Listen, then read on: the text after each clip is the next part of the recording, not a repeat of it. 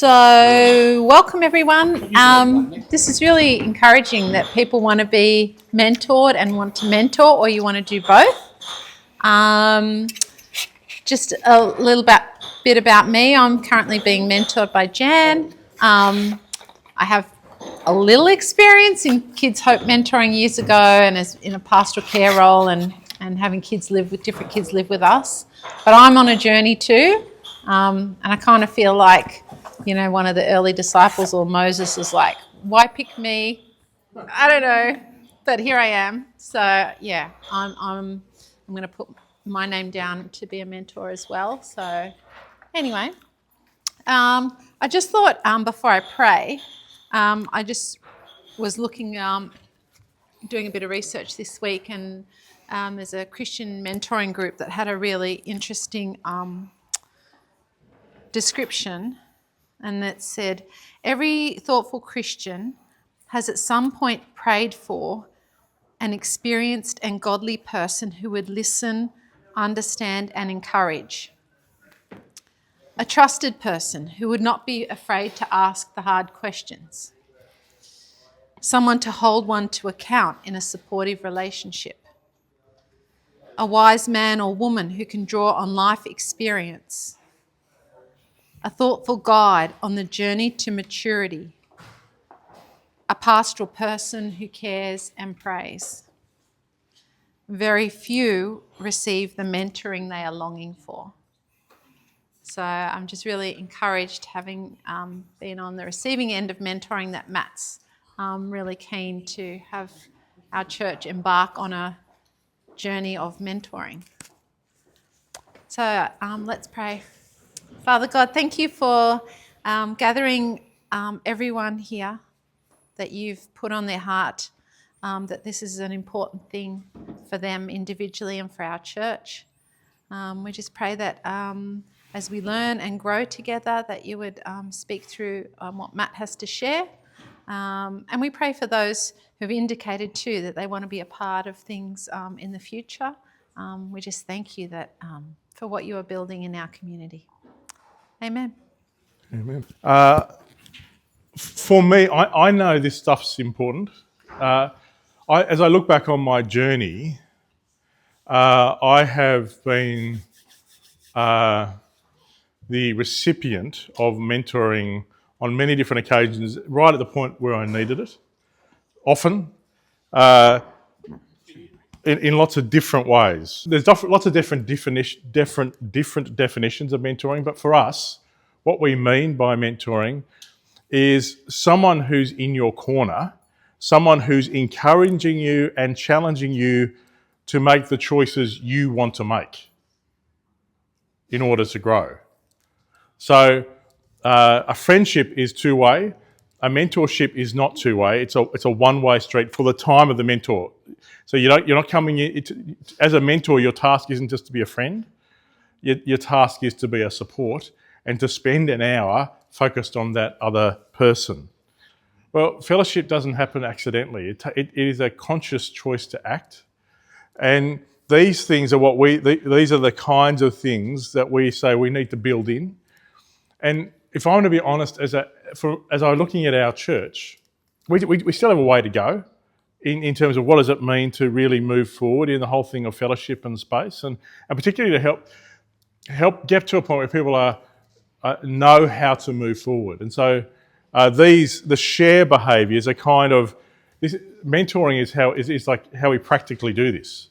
We have a crack at putting these into practice. This is what practical love means. Mentoring is about speaking the truth in love, having space for someone, actively listening, reflecting grace, and fundamentally it's about encouraging. Generally speaking, as we get this going, our task will be trying, Louise and I'll be talking, Louise will be sort of shepherding this through. Our goal, our hope would be to partner you with a mentor who's got a little bit more experience than you, not a lot, just a few steps ahead and it helps if you can let Louise know if there's particular areas you think you would like some mentoring in, or that are where you're up to now. That'd be helpful to know, because Jerry, for me, was just such a gift in helping me think through business stuff. But I wouldn't have gone to him for marriage advice because he was an older Dutch gentleman who was from a different culture. And he also didn't believe in brewed coffee. He only believed in instant coffee. So, there's a whole lot. There are areas I wouldn't have got. If you are looking for a mentor that will be the answer to all your questions, or who is a few steps ahead of you in everything, you're going to be sorely disappointed. But the hope is to find someone who's a few steps ahead of you in some areas, particularly the areas that it's helpful for you to work on, and that they're going to be in your corner. They're like the cheerleader. Their task isn't to tell you what the answers are, but to help you identify what next steps are for you. We would be initially asking people to commit to 6 months, to have a crack at it for 6 months. It's 1 hour a month for 6 months. And then at the end of that 6 month period, we would love to stay in touch with you through it, but then Louise would be in touch and we'd say, do you want to keep going? Or would it be helpful to find another mentor at that point? But we'll do a review at 6 months with both you and your mentor. And for what I find it helpful, Keith Jobbins, who is my mentor, at the end of every year, we sit down and say, is it right to keep going? And about 18 months, I guess it's 2 years ago now, that I actually changed mentors. Because it was clear, I was with a younger bloke who was really helpful for me, and I really went, because I found him when my kids gave me some advice about my parenting, which was a bit late. The horse had already bolted, but I knew I needed to face some stuff. So I found a guy who was a good listener and had some therapy training. But then I knew, it was like things were shifting and I knew I needed some more input on leadership. And so Keith Jobbins had been the head of Baptist Mission, I think the national head of the Baptist churches, and has been a real gift to me. So it's okay. It's not like the end of the world if you change mentors. It's fine. It's not. You're not getting married to a mentor. It's not like that. So we want to giving permission that it may be really profoundly helpful, but it's unlikely that you're going to be with the same mentor for more than 10 years. That's unlikely. Sometimes it's like that, but mostly it's not.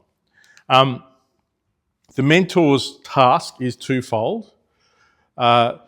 Through listening and encouragement to assist you in naming as clearly as possible where you're up to in the areas of your faith, your family, your friendships or your fellowship, and meaningful work. And I'm going to explain why we use those 4 things in a minute. And then to help you, and then I've got some specific language there, through helping you reflect, to listen to the Holy Spirit in prayer, to encourage, for them to encourage you, and for you to hear your own spirit, like to hear what your heart wants to do, to help you work out what goals you want for your life. Like what do you want to work on? Is there anything you want to change?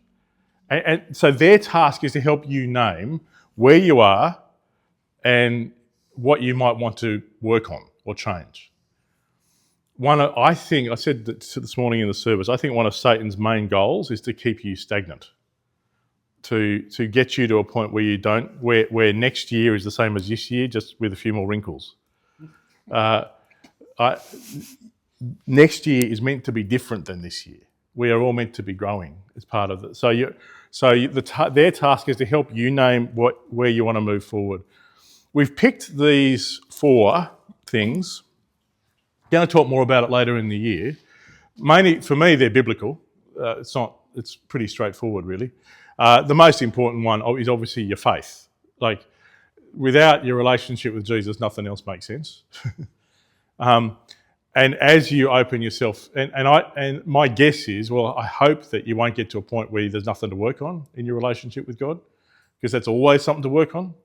But also, the truth is, I continue, like Leanne and I are finding helpful, mostly challenging, probably, the marriage course. And if she just works on everything, we're going to be fine. No. Thank you for laughing. Like family stuff, families are complicated, and actually being able to name Okay, where are you? Where's the family up to? And what is God asking you to do in your family? Friendships, to actually have friends who know what life is like for you. And what does it mean for you to work on friendships and relationships? And meaningful work. That doesn't necessarily mean employment, but what is the contribution that God has for you to make? I got this from Stephen, but this is one of the. They go to expensive business schools to learn this stuff, but it's really not rocket science. But it is really helpful to remember these words: now, where, how, what. Because those questions at the centre of every good leader ask those questions whether they're conscious of it or not, and every person who grows is asking those questions. You can't move forward until you can say, where am I now? Like one of the things that is most helpful, I find when I'm being mentored, is to have my journal handy, and I'm often writing stuff down. But to be able to this is you'll notice the quit smoking campaign on TV. What they're wanting you to do is just stop and realise, to get you to stop and think, where are you now? You will not change until you acknowledge where you are now.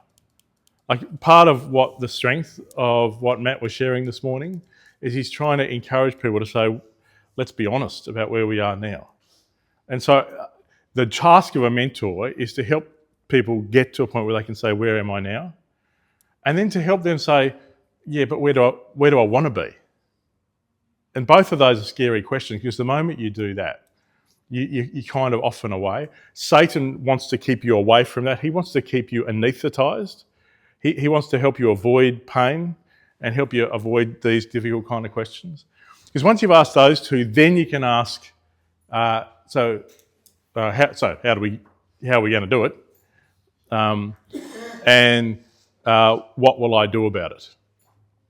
And so these questions really are at the core of any kind of mentoring thing. Just one other quick one. I got this from Stephen as well, Stephen Baxter. You also don't change, because change costs. Like I said, Satan's main goal for you is to get you stagnant, not changing. Get you just repeating day after day after day. But change costs, because it can be scary. And again, they learn this at business school. This is not rocket science, though. You won't change, because change has a cost. If you were to give change a number out of 1,000, and then to rate all these out of 10, you could actually determine whether you're likely to change or not.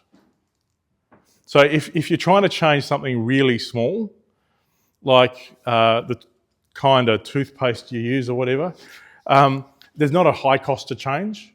And so you don't really have to, you just have to go to the supermarket and change your toothpaste. But if you're trying to change your exercise habits and get out of bed earlier in the morning, there's a higher cost of change. So just wanted to say, in order for things to change, this times this has to be more than that.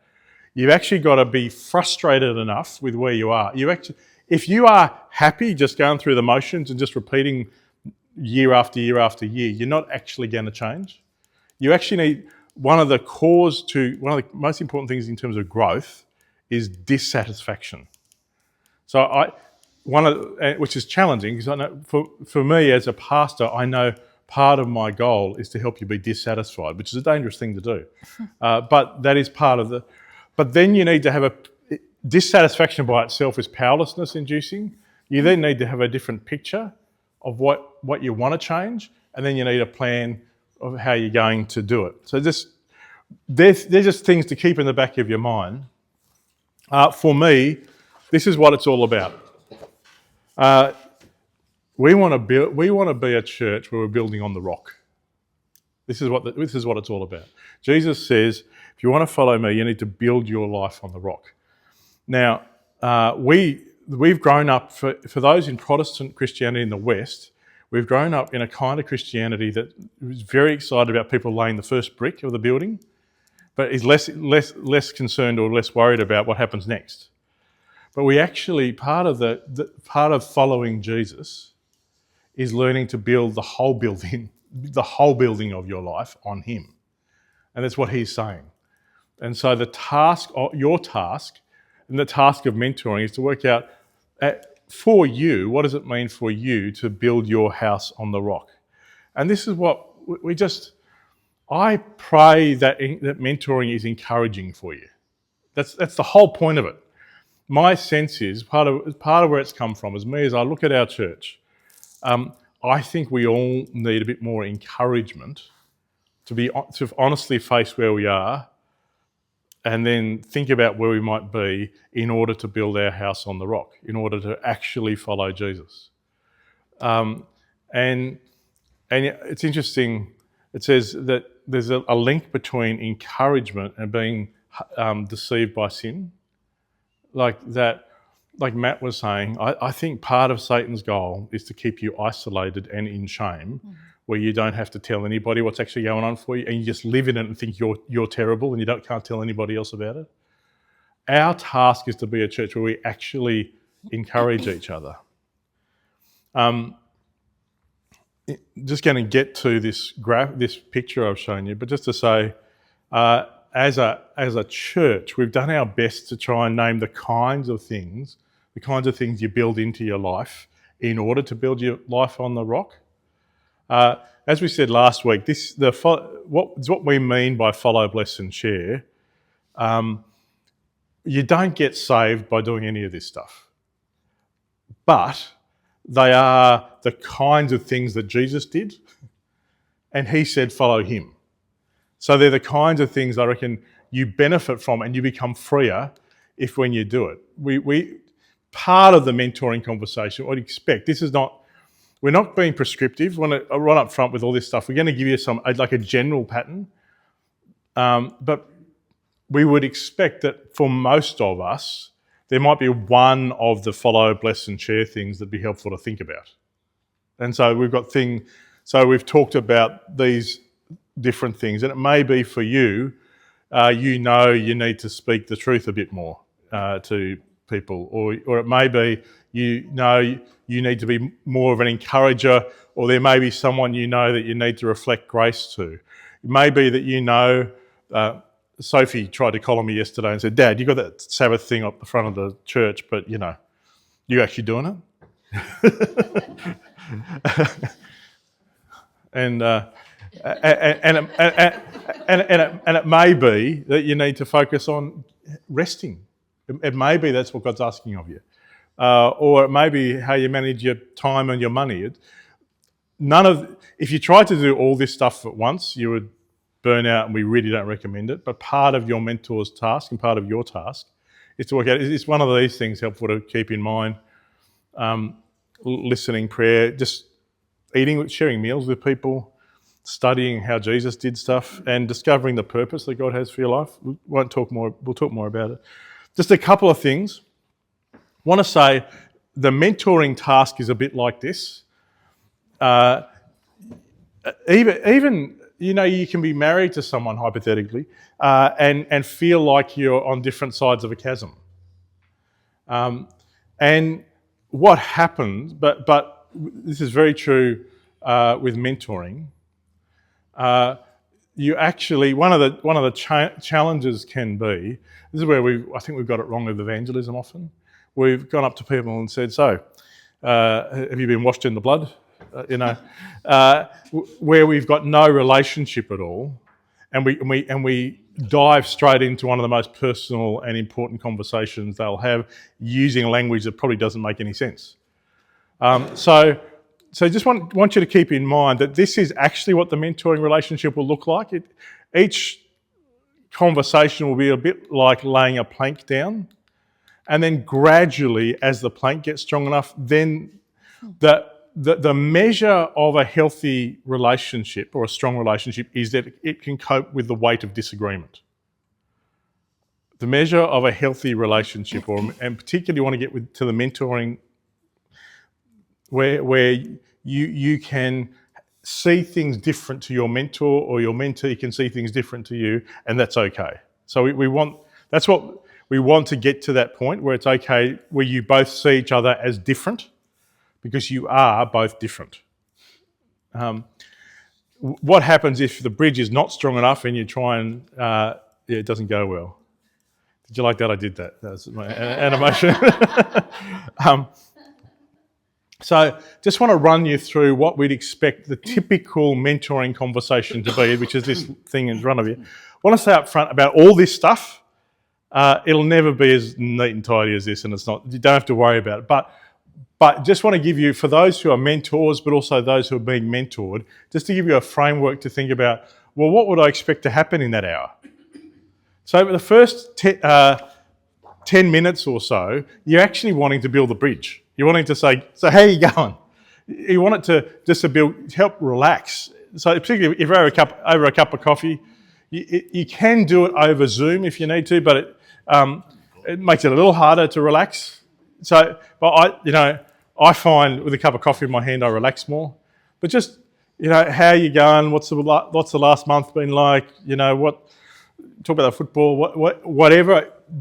The first 10 minutes of the hour are just about the relationship. You don't have to get deep and meaningful in the first 10 minutes. Does that make sense? Really, the questions are, how are you doing and what's been happening? And as the mentor, you share your own world as appropriate. I'm going to explain to you why you do that in a minute. But you share your own world to the level it's going to help them relax. You share your own world as an expression of love, not as an expression of I want you to understand me. Does that make sense? Then the next step is to say, and this is in the hands of the person who's being mentored. This is not the mentor's job. The mentor's job is just to help them work out what do you want to talk about? What would be helpful of all the things we could talk about? What are the things that we could talk about now? Now, one of the first things you'll say is, how have you gone with what we talked about last time? We'll talk about that because you just want to circle back. But things like, have you had any new thoughts since last time? Is there anything to do with your faith that would be good to talk about? Family, friends? What the assumption is for these conversations to be helpful, usually focusing on one thing in the conversation is a useful thing to do. And for the person who's being mentored to have the space to choose that. Now, sometimes it's a bit harder than that. Often with my mentor, I'm sort of going, I don't know. And so the conversation will just kind of flow. But the task is to get to a point where, and usually a thing that helps you is there anything that's been keeping you awake at night, or anything you've been worried about, or it's stuff, the unresolved stuff that's actually affecting your life is actually can be a useful place to start. But remember, faith, family, friends, and meaningful work, just so those things, the reason we're focusing on that is all the research, all the secular research. I think I'm going to be demonstrating later in the year why it's also biblical, and it turns out that, what God says is backed up by secular research, funnily enough, that the secular research says those four things are the foundations of a healthy and whole life. And the Bible also says those four things are the foundations of a healthy and whole life. So that's why we ask about those. And so for the first 15 minutes, the goal is just to relax and say, okay, what are we going to talk about? And then just talk about the thing you talked about. And things like, a useful thing, the headline there is explore the conversation from different angles. It's like, it's helpful to think, I find a helpful thing, the question, it's almost like you put it in the middle of the room and say, okay, from this perspective, like from the perspective of your work colleagues, what would it look like? Or from the perspective of your family, or what do you, from as you look at the Bible, what insights does that bring to it? Just look at what different directions you can look at it from. Then there's a bunch of other. You don't have to try and memorise these questions. They're just things to get you going. But things like, what's behind it? Why are you finding it hard to get out of bed in the morning, or whatever it is? What would people close to you be saying? How do you feel? Like, as a bloke, many blokes find it hard to know how they're feeling. We just do, but we do have feelings, and they are deep. It's just that there's a bit of a disconnect, and we find it hard to work out what's going on. One of the things that I've had to learn is we actually live in our feelings. And so asking people, so how do you feel about that? If you're mentoring a guy, you're going to need a little bit of silence and let them process that. And by the way, if you're mentoring a guy, often it is best to go for a walk and be talking side to side rather than face to face. We find that easier. But if you're mentoring a woman, sitting down face to face is often easier. They reckon that's just how it works. I know it is kind of true for blokes. So there's just some of the different questions you can ask. Like, what's your spirit saying? What's your gut saying? What would it mean for you to be true to your own values in this? Like, don't panic about this stuff, but just think in terms of, okay, I want to see if I can look at it from different perspectives, and that the conversation's about that. So, and this is the bulk of the mentoring conversation. How do we look at this from different perspectives, whatever the topic is? And then at the end of it, it's so what option? What are we going to do? What do you want to do about this? And see if you can get it to a point where where you, as the person being mentored or the mentor, helps you actually name what will change, what is going to happen differently. Like questions like, what options do you have? What of those options do you want to do? What are the next steps? Would any of the follow, bless and share things be helpful? Just see if you can narrow it down to say what will actually be different. And then the last 5 minutes is just checking, is this been helpful? What's been helpful? What are you left with? And pray for the mentee. They may want to also pray for you, but pray for them. So your task is to get it to a point where there's something that they're going to go away and work on, and then come back and the next time you'll just see you'll just sort of check it sort of towards the start. How'd you go?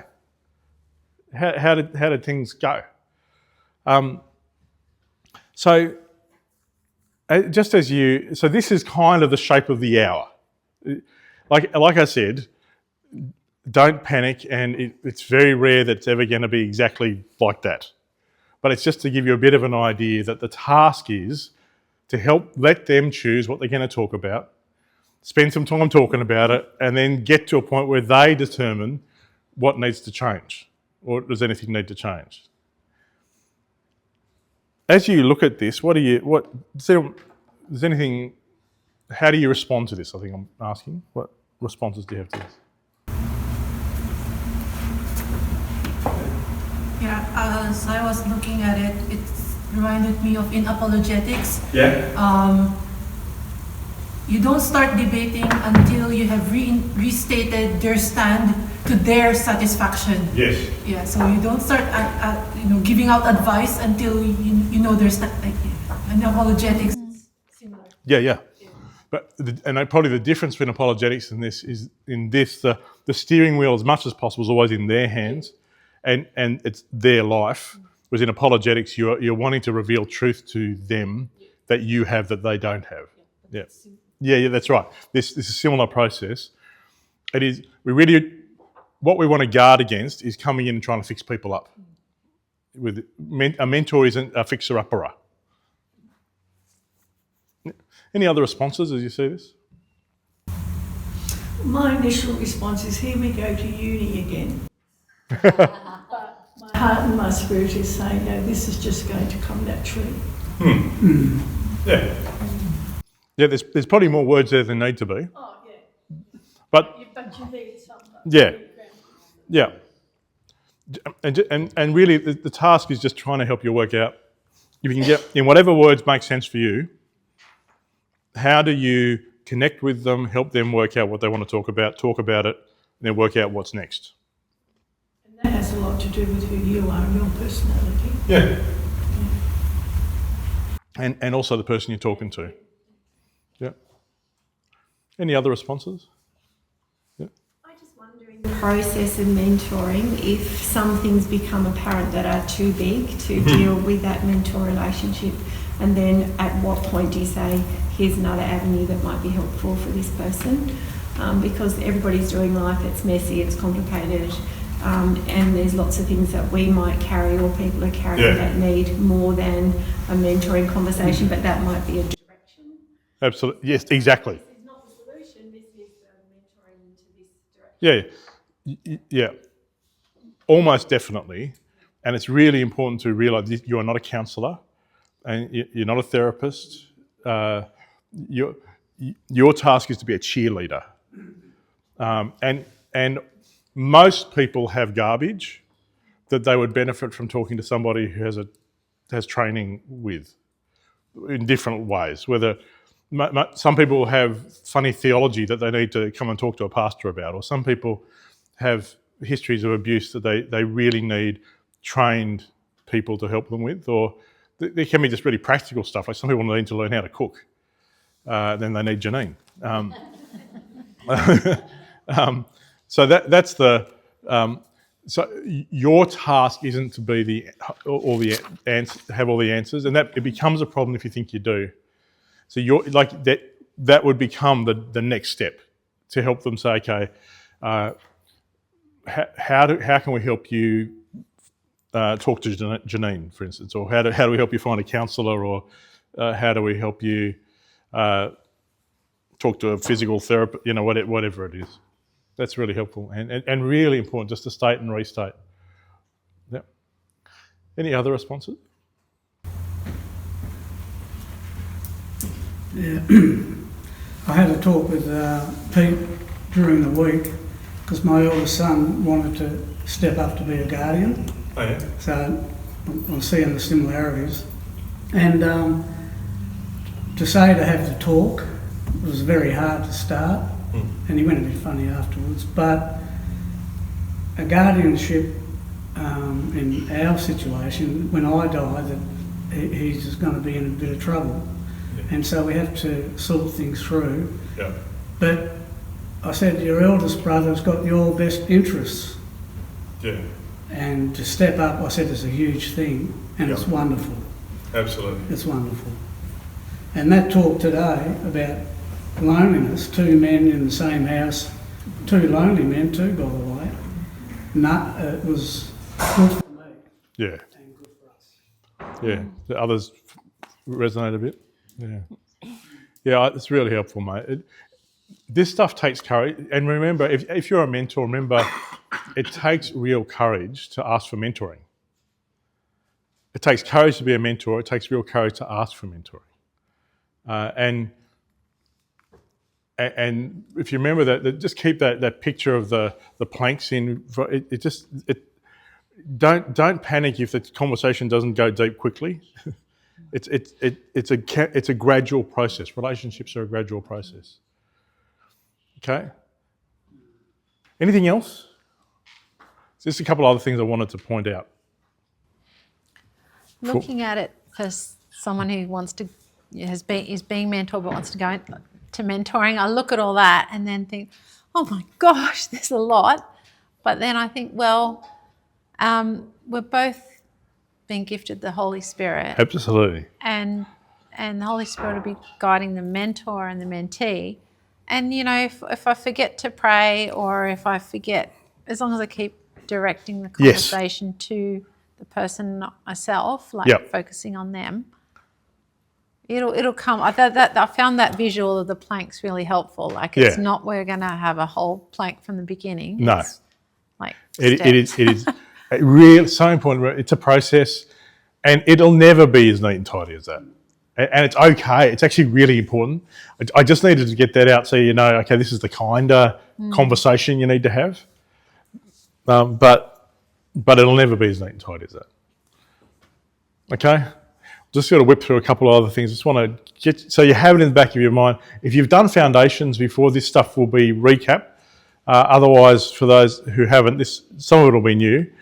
If you go to any sort of social training about human relationships and stuff, you'll probably bump into this diagram. It's called the Joe Harry window. It's called it's actually a Joe Harry window, and it's called that because guys called Joe and Harry invented it. Basically, what it says is, in any relationship, there is part of me you see, and there's part of me I see. This is the part I see. This is the part you see. And so there's stuff that I'm quite happy to tell you. I'm a bloke. I work at Citywide Baptist Church. You know, I like you too. All that stuff's very quick to reveal. But there's also stuff I won't be as quick to tell you.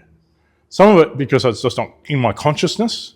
But all of us, and the truth is, you never have time to reveal everything with someone. But there will be some stuff I'm not proud of, or part of my history and stuff that I haven't told people. And it's kind of a bit what we were talking about today. So there's the unrevealed self. This is the really terrifying thing, that already, even if this is the first time you've met me, there are things you see about me that I don't see. So there are already, even if you've only known me for 5 minutes, there are already things you know about me that I don't know about myself. Don't you find that scary? That's why fellowship's really important. And there are things about me that neither of us know. There are things about me that neither of us know. And when it comes to relationships, one of the things we find, there's a thing called the area of free activity. Leanne is the person I love the most in the world and who knows the most about me in the world. And so the area of free activity is the amount of me that's available to the relationship. So this is true for your mentoring relationship as well. The thing is that changes, because there are times where Leanne and I are just free and chatting, but there are, I know this will be shocking, but there are times where we fight. You know, disagree. Well, there are times when Leanne's wrong. Let's be honest. No, I hope you realise I'm like. And so the area of, in those times where we're missing each other a bit, the area of free activity in our relationship, the part of me that's free to talk to her, is smaller. I'm less able, so I might not want to talk to her, you know, or I might not want to tell her what time it is, but there are other times where we are just free. That's not a sign of my maturity, that's a sign of my immaturity. But it's also true of everybody, that all relationships, the area of free activity, the area of you that's available to the relationship, changes all the time. And it changes in two ways. It usually retracts through self-consciousness and fear and hurt, but it can grow through disclosure and feedback. It can grow through disclosure and feedback. What do I mean by that? If I am honest and create space for Leanne to be, if I tell her what's happening for me, that'll often create space for her to tell it what's happening for her. So disclosure is where I tell her about me, and feedback is where she tells me about me and the impact of my behaviour. And it goes both ways. But what you see what happens is the task of a mentoring relationship initially, you've been to a wedding before where you're sort of sitting around a table with people you don't know, and it can be exhausting, you know, or meeting. So that's because it takes energy to keep things hidden. As things grow, the the area of free activity in the relationships grows and you're able to talk about more. The task in a mentoring relationship is to help the area of free activity grow so that you're able to talk about more. And you'll notice what happens is as you move into the unrevealed stuff you haven't talked with the people before, also blind spots become available to the conversation, and the unknown self becomes available to the conversation. So that I would normally spend an hour unpacking that stuff. We've just spent 4 minutes, but just to say that two key things in terms of mentoring: the relationship's going to start small, but if trust builds, it'll get easier and be a bit more relaxing. But you need to watch and particularly watch if the person you're mentoring says, "I haven't told anybody this before." What that means is they're coming up to an edge of something that's really precious, and it's really important at that point to shut up and to listen and to let them tell you, because as they cross that line, then it's like more of them becomes available to the conversation. Does that make sense? At some point we'll unpack more of that. Two words just to keep in mind. It is normal when you're meeting people for the first time to be self-conscious. And it'll be in your first mentoring meeting, it'll feel a bit self-conscious because you're both sort of going, how's this going to work? Do I trust this person? So it'll feel, it's normal to feel self-conscious. Self-consciousness is that feeling. The clearest picture of it is when you feel embarrassed. Embarrassment is intense self-consciousness. So if someone right now told me my fly was undone, that would be embarrassing. And I would then find it hard to, when it's actually, you can see it happening. I used to find public speaking really challenging because I would get self-conscious. When you're self-conscious up the front, it's like your brain starts racing. You think, what am I going to say? And you go blank, and you can't represent yourself well when you're self-conscious. And that feeling, can you identify that feeling? It's just a normal part of life. It's just important to be aware of it. And it'll be, it isn't who you are, and it's not who the person you're mentoring is. Self-awareness is what you're wanting to aim for. It's when you're relaxed and you're not thinking about how you're coming across so much. And you can just be true, you can just speak the truth in love. So your heart is closer to the surface when you're what they call self-aware.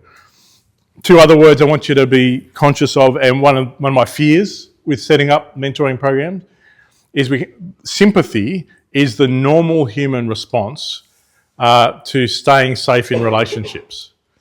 It is when someone says they broke their ankle, you then tell them how painful your broken ankle was. It is where the word sympathy literally means feeling alongside.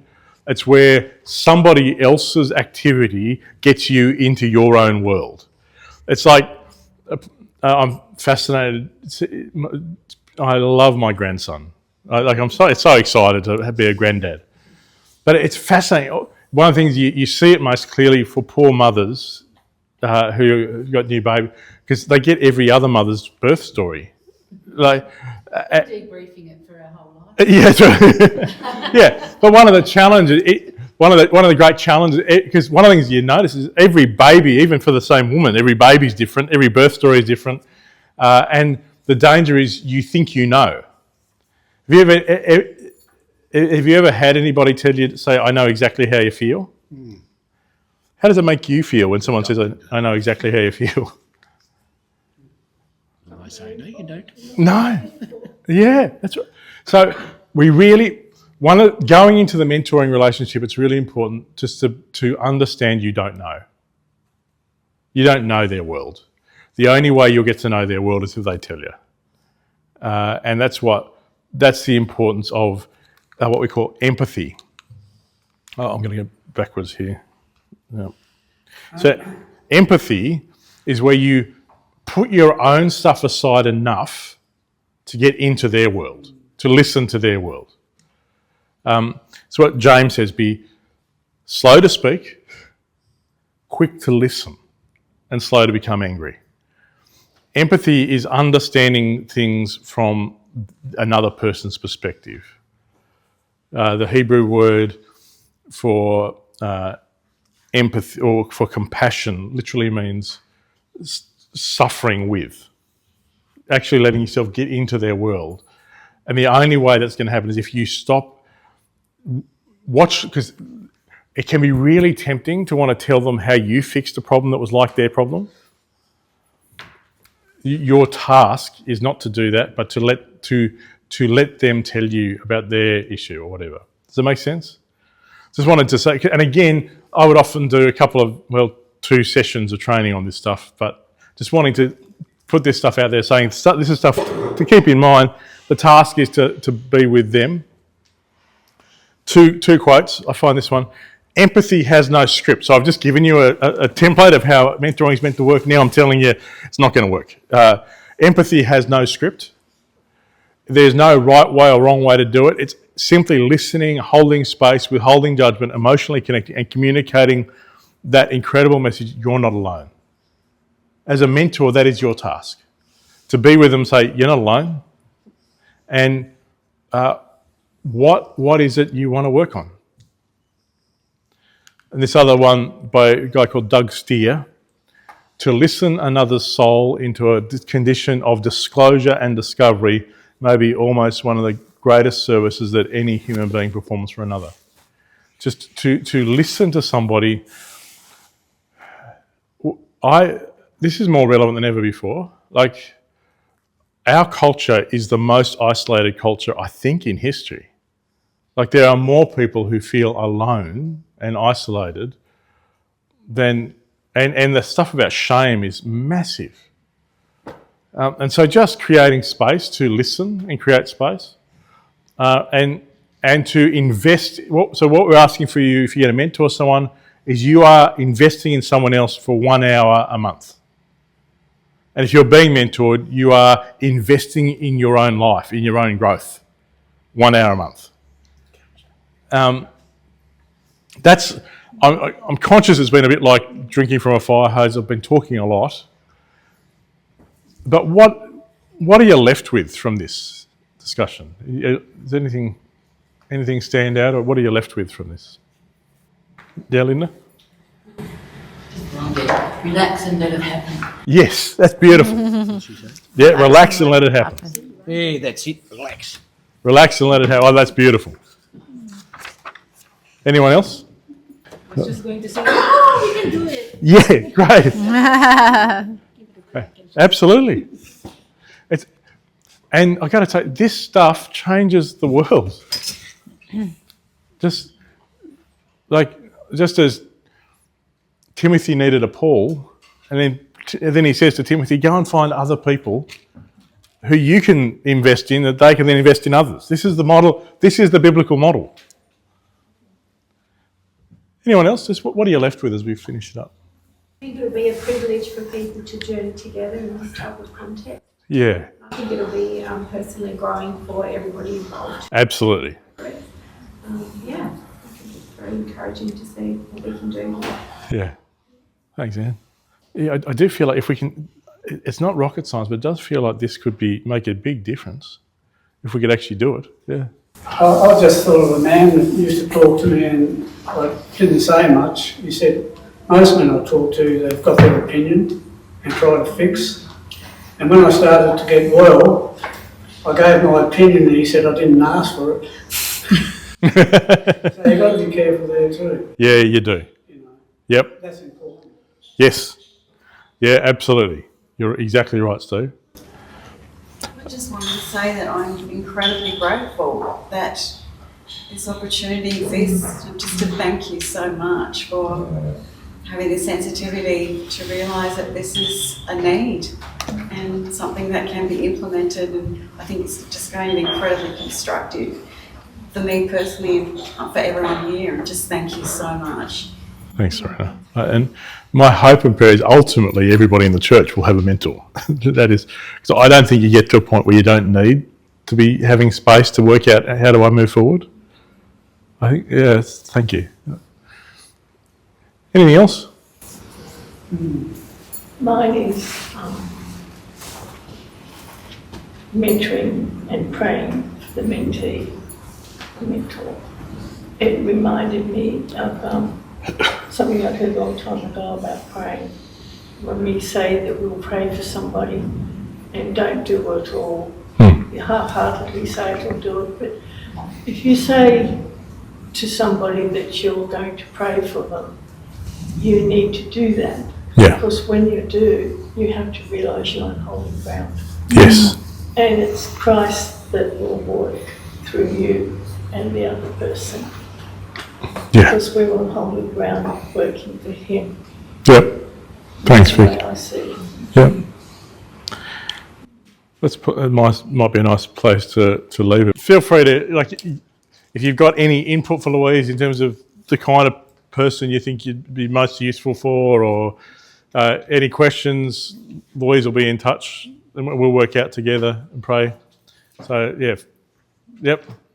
And the goal will be, as we head into Easter and Anzac Day, it'll probably be a few weeks before we get to you with next steps, but hopefully we'll be following through in the next few weeks with mentors, and it'll be up to, we'll let you both know, the mentor and the mentoree. We'll first check with the mentoree whether our suggested mentor works well, and then it'll be for you guys to work out when and where you meet in a time that works for you. So that we're not going to, it'll really be over to you, and just stay in touch with Louise, and in 6 months' time we'll just see how it's gone, and whether it's might be time to swap or stop or find a new mentor, whatever.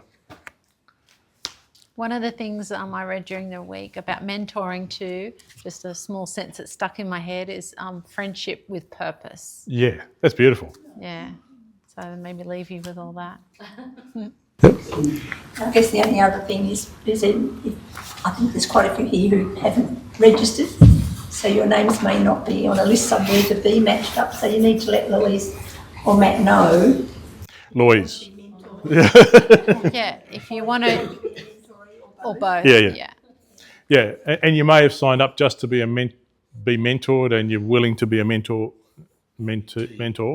Anyway, let Louise know that too. Yep. Cool. Thanks, everybody. Cool.